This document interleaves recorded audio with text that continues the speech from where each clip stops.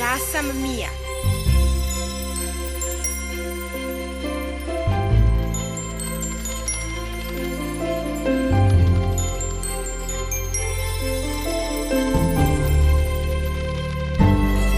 Knjiga čarobna mi je otkrila nebo čudesne zemlje sentopije. Korak po korak svaki mi je lak dok gledam ovaj savršen svet.